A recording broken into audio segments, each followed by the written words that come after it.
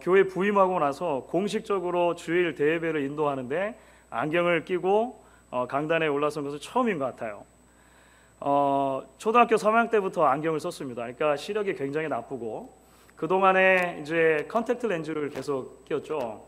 한 10년 전부터는 소프트 렌즈가 아니고 하드 렌즈라고 하는 것으로 바꿨습니다. 하드 렌즈는 딱딱한 플라스틱 같은 건데 눈에다 넣으면 조금 더 건강하고 오래 쓸 수 있고 그래요.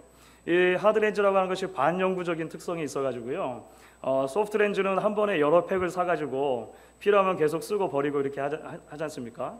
이 하드 렌즈라고 하는 것은 제가 조심만 해서 잘 쓰면 거의 뭐 반평생을 쓸 수 있을 만큼 그 반영구적이라고 하는 겁니다. 그래서 계속 올해 몇 년 동안 써요. 근데 제가 지난 몇 년 동안 썼던 이 하드 렌즈에 문제가 생겼습니다.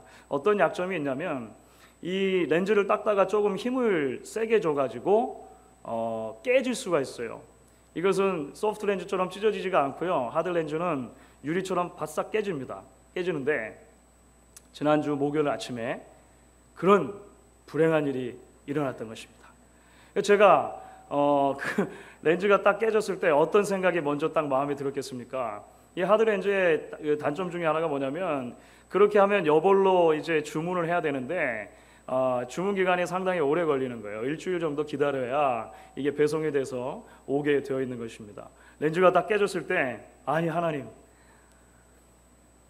지금 주문하더라도 주일 전까지는 이 렌즈가 못 올 텐데 제가 주일날 예배를 인도해야 되는데 도대체 어떻게 저에게 이런 일이 일어날 수 있습니까? 이런 거죠. 우리가 기대하지 않았던 일, 예상하지 않았던 일들이 우리 인생 가운데는 얼마든지 일어날 수 있다는 거예요. 물론 렌즈가 깨진 것은 아주 작은 일입니다. 하나님께 불평할 만한 것도 아니죠, 사실. 그런데 여러분, 우리가 실제적으로 인생을 살면서 직면하게 되어지는 일들은 우리가 예상하지 않았던 일, 우리가 기대하지 않았던 일들이 일어나게 되어지고 대부분의 경우에 있어서 그런 일들은 소위 좋지 않은 일들이라고 하는 것입니다. 좋지 않은 것, no good이죠, no good. 영어에서 no good 하면 NG가 되는 거예요. 그렇죠? 하나님, 이게 나한테 지금 닥치는 것이 NG 아닙니까? No good 아닙니까? 선하신 하나님인데 어떻게 나에게 이런 일이 닥칠 수 있습니까? 우리가 항변하고 싶을 때가 더러 생긴다라고 하는 것입니다. 결국 이 문제에 대해서 우리가 답을 찾아가려면 도대체 하나님께서 선하시다라고 하는 게 어떤 의미가 있는가라고 하는 아주 본질적인 문제로 돌아가야 할 것 같아요. 하나님께서 선하시다고 하는 것, 하나님께서 좋으시다고 하는 것이 과연 어떤 의미를 가지고 있냐라고 하는 것입니다. 이것은 단순하게 우리가 흔히 생각하고 말하는 것처럼 좀 착하다, 좀 법도 없이 살 수 있겠다, 이 정도의 의미를 넘어서는 것이죠. 하나님께서 선하시다라고 하는 것은 성경 가운데 우리에게 이렇게 제시가 됩니다. 하나님께서 모든 만물을 향한 하나님의 분명한 의도와 계획을 가지고 계시고 그 의도와 계획대로 하나님께서 인도하신다라고 하는 것이 하나님의 선하심이라고 하는 개념 속에 포함되어 있는 거죠. 그러니까 이것은 일종의 큰 그림과 관련이 된 것입니다. 아이들이 아무리 단 것을 좋아해도 아이들을 정말 사랑하는 부모라면 그것을 적당하게 통제하게 마련일 것입니다. 아이들이 아무리 컴퓨터 게임을 좋아해도 아이들을 정말 염려하는 부모라면 그 시간을 통제할 수밖에 없다라고 하는 것이죠. 아이가 생각하는 자신에게 좋은 것과 부모가 생각하는 아이에게 좋은 것이 다를 수 있다라고 하는 것을 우리는 항상 발견하게 되는 거예요. 여러분, 시편 34편 8절은 이렇게 노래를 합니다. 너희는 여호와의 선하심을 맛보아 알지어다. 너희는 여호와의 선하심을 맛보아 알지어다. 하나님의 좋으심, 하나님의 선하심을 정말로 실제적으로 경험한 사람이 아니고서 이런 노래 할 수 없겠죠. 그런데 이 시편 34편의 표제는 이렇게 기록이 되어져 있습니다. 다윗이 아비멜렉 앞에서 미친 채 하다가 쫓겨나서 지은 시. 여러분, 이 역사적 정황은요, 다윗이 사실 사울의 창끝을 피해서 도망치고 도망치다가 마지막으로 이제 망명을 시도했던 곳이 있습니다. 이방의 국가였던 블레셋이셨어요. 이 블레셋 국가의 망명을 시도했는데 그렇게 블레셋 국가로 몸을 피한 뒤에도 그 목숨이 위태로웠다라고 하는 것을 성경을 통해 발견하게 돼요. 너무나 큰 장수가 불쑥 망명을 요청하니까 이게 곱게 보이지 않았던 것입니다. 그래서 이제 국민들이 또 왕이 자기 자신을 달갑게 생각하지 않고 오히려 죽을 수도 있겠다라고 하는 생각이 다윗에게 미치니까 다윗이 그것을 어떻게든 모면하려고 생각했던 거죠. 유일한 방법이 무엇이었냐면 미친 척하는 거였어요. 미친 척하는. 그래서 수염에다가 막 침을 흘리고요. 그 벽에다가 막 끄적끄적하고 막 이렇게 미친 것처럼 행동한 뒤에야 블레셋을 빠져나올 수 있었다라고 하는 것입니다. 그런데 이 모든 과정을 통해서 다윗이 깨달은 것이 있었다는 거죠. 그 하나님이 선하시다라고 하는 것을 깨달았던 거죠. 도대체 어떤 의미가 있는 것입니까? 잠깐 목숨을 부지하기 위해서 인간적인 생각으로 볼 때 내가 블레셋을 찾아간 것이 잘못이구나 깨달았겠죠. 그리고 좀 더 나아가서 그러나 그 와중에도 하나님께서 나의 인생을 향해 가지고 계신 그 거대한 그림은 놓치지 않으시고 나의 실수와 실패도 불구하고 하나님이 인도해 주셔서 여기까지 이르게 하셨구나 라고 하는 것을 깨달았다고 하는 것이죠. 그것이 지금 다윗이 고백하고 있는 하나님의 좋으심, 하나님의 선하심이라고 하는 개념과 연결이 되어 있는 것입니다. 인터넷에 우연히 이런 공식을 본 적이 있습니다. 여러분 이 공식이 뭐를 의미하는지 아시겠습니까? 그 마이너스 갓 하니까 O가 남아요. O는 그냥 0이라고도 할 수 있죠. 또는 O, 0 더하기 갓을 하니까 그것이 돼요. 무슨 말인지 이해가 되시죠?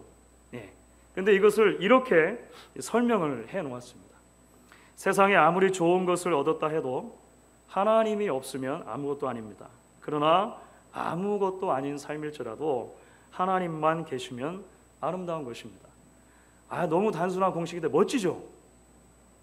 기억해 두세요. 여러분 그렇습니다. 하나님의 선하심을 진정으로 발견한 사람들은 이렇게 고백할 수밖에 없다라고 하는 것이죠. 그렇기 때문에 사랑하는 여러분, 성경 가운데 이러한 하나님의 선하심이 가장 명백하게 드러난 클라이막스와 같은 사건이 이제 등장을 하게 됩니다. 그것이 무엇이냐면 예수 그리스도의 십자가가 됩니다. 왜냐하면 십자가는 스스로 선을 행할 수 없는 죄인들을 구원을 위해서 하나님께서 베풀어 주신 최고의 선행이기 때문에 그렇다고 하는 거예요. 여러분 우리가 참 좋아하는 성경 구절이 있습니다. 이 성경 구절을 외우시는 분들도 많을 거예요. 로마서 8장 28절 말씀입니다. 한번 우리가 같이 읽어보시면 좋겠는데요. 로마서 8장 28절 같이 한번 읽어보겠습니다. 우리가 알거니와 하나님을 사랑하는 자 곧 그 뜻대로 부르심을 입은 자들에게는 모든 것이 합력하여 선을 이루느니라. 이 말씀 저희가 참 좋아하는 말씀이죠. 이 말씀이 우리가 좋아하는 만큼이라 그런데 여러분 잘못 사용될 수 있는 가능성이 많은 말씀이라는 것을 좀 이해하실 필요가 있습니다. 이 말씀은 그저 우리 인생에 일어나는 모든 일들이 결국에는 다 잘 될 것이다, 이런 의미로 1차적으로 주어진 것이 아니라는 것을 좀 생각하실 필요가 있어요.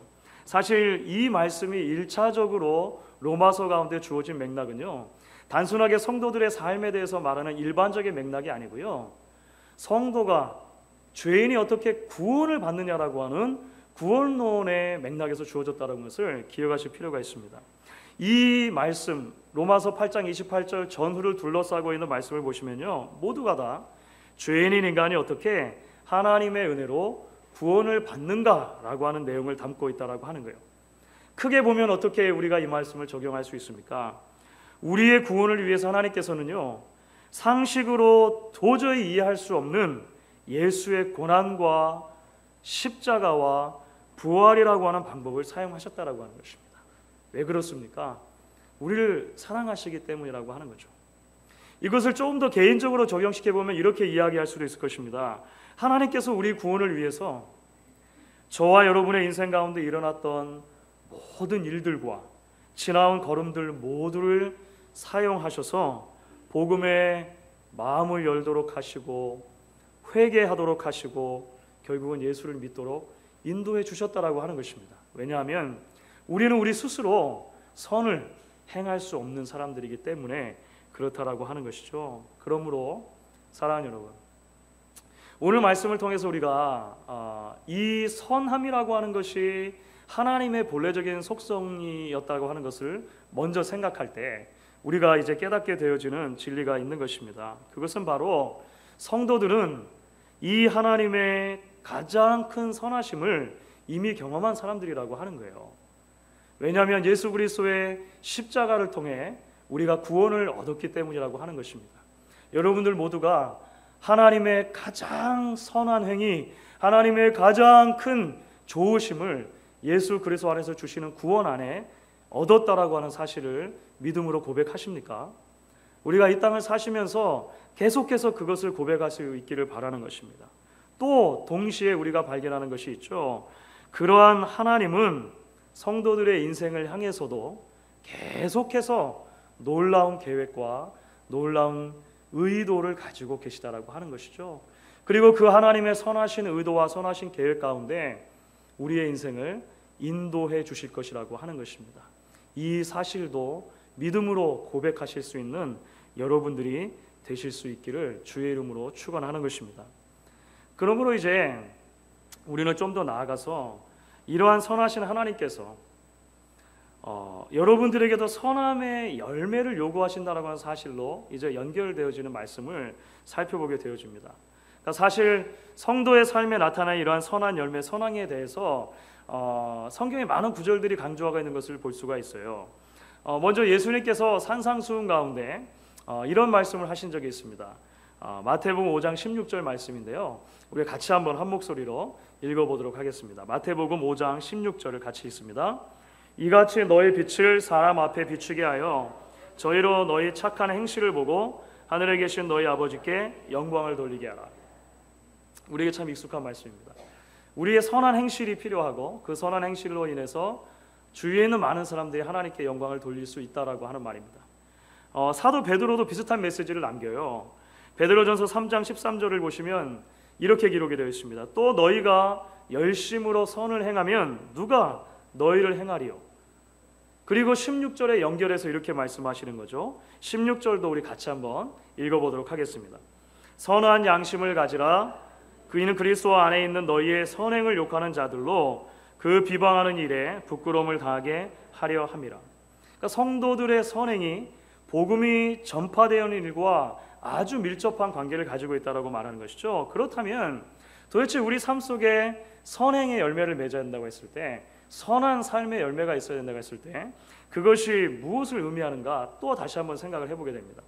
우리가 처음에 말씀드렸던 것처럼 단순하게 그냥 좀 착하게 살면 되지, 그냥 법 없이 사는 정도 이렇게 평가를 받으면 되지, 그냥 누군가 우리를 보고 아유 저 사람은 개미 한 마리도 못 죽일 사람이다, 참 착한 사람이다, 이 정도 평가를 들으면 되지 생각하실지 모르겠습니다. 사실 성경이 말하는 것은 이것보다 조금 더 포괄적인 의미를 가지고 있는 것을 보게 돼요. 이 질문에 답하려면 우리는 다시 조금 원리적인 생각을 하게 됩니다. 무슨 말인가 하면요, 이 선하다라고 하는 단어가 하나님이 아니고 피조물에게 적용될 때는 어떤 의미로 적용되느냐가 하는 거예요. 그러니까 우리가 이전에 살펴본 말씀은 이것입니다. 이 선하다라고 하는 단어가 하나님께 적용될 때는 하나님께서 창조하신 모든 세계 가운데 하나님의 의도와 계획을 가지고 계시고 그 의도와 계획대로 인도하신다는 의미를 담고 있다는 것입니다. 그렇죠? 그러면 이 선하다라고 하는 단어가 우리들에게 적용될 때는 어떻습니까? 피조 세계에 적용될 때는 어떻습니까? 이거 거꾸로 적용할 수 있는 것이죠. 그것은 하나님이 의도하시고 계획하신 그대로 되었다라고 하는 의미를 가지고 있다고 생각하시면 되겠습니다. 그러니까 하나님께서 천지를 창조하시고 나서 창조된 만물들을 보시고 매일 그 창조가 끝날 때마다 뭐라고 말씀하시냐면요, 보시기에 좋았더라 말씀하십니다. It is good. 보시기에 좋았더라. 하나님께서 계획하시고 의도되었던 대로 질서 가운데 창조가 완료되어져 가고 있다, 하나님께서 말씀하신 것이죠.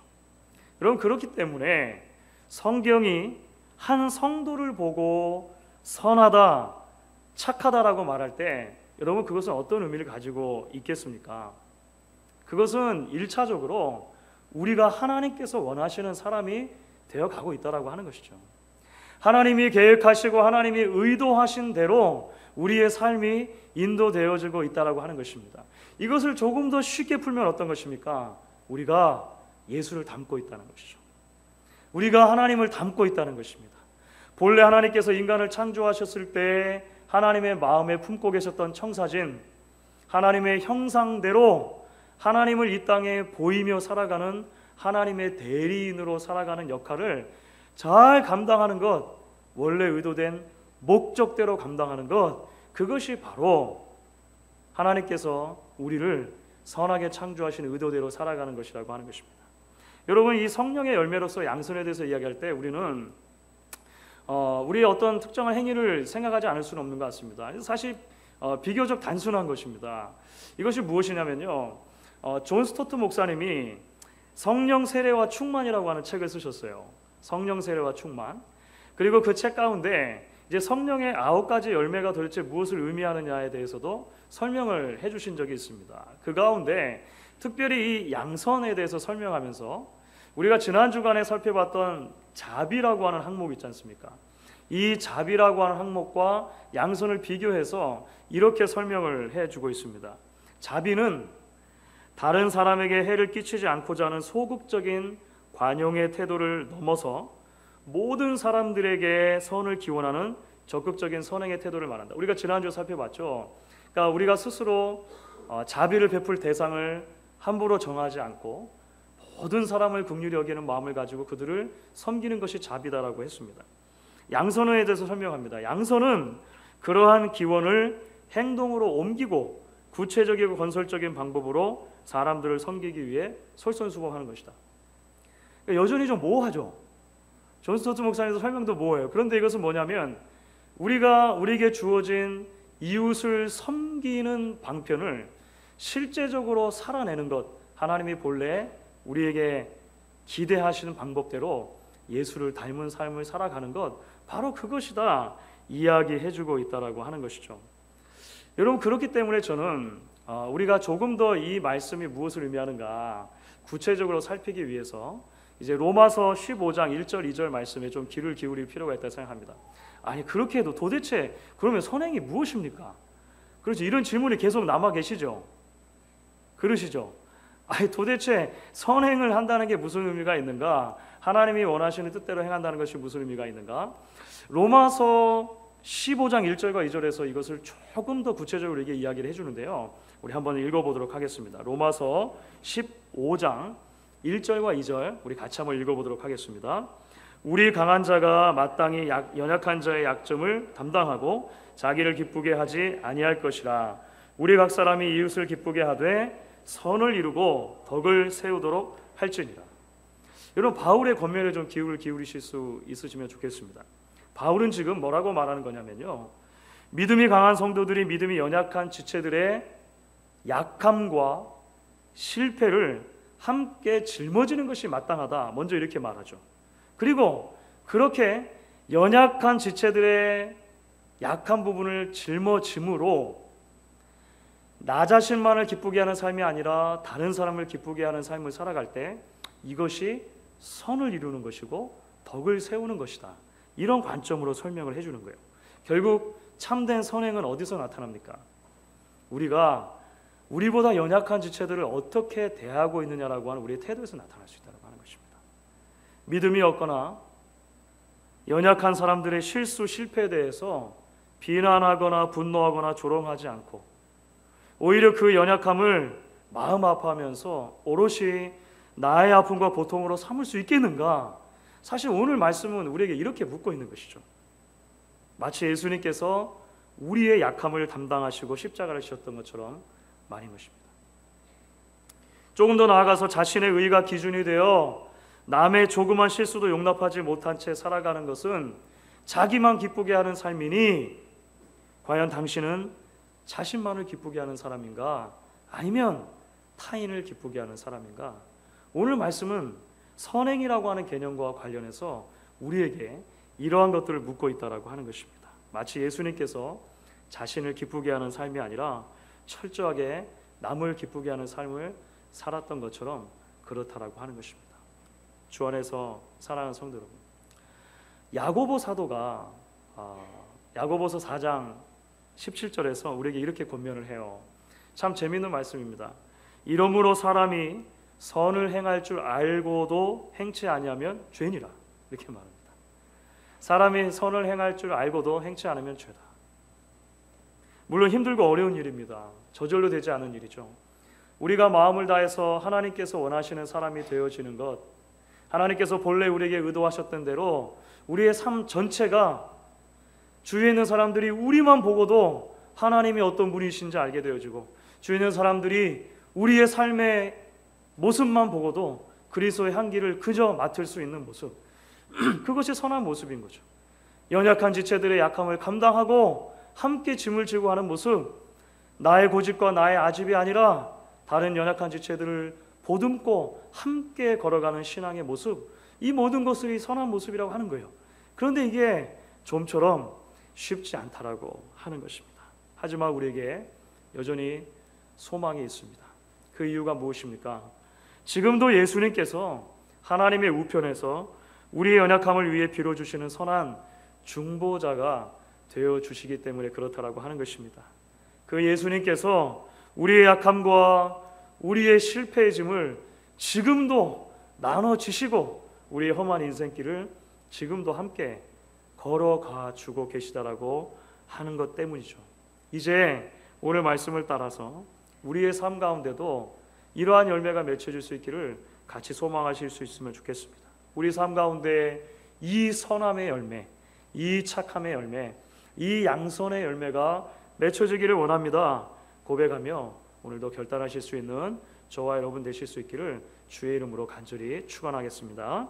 우리 시간에 같이 한번 찬양하시고 우리 기도하시면 좋겠습니다. 찬송가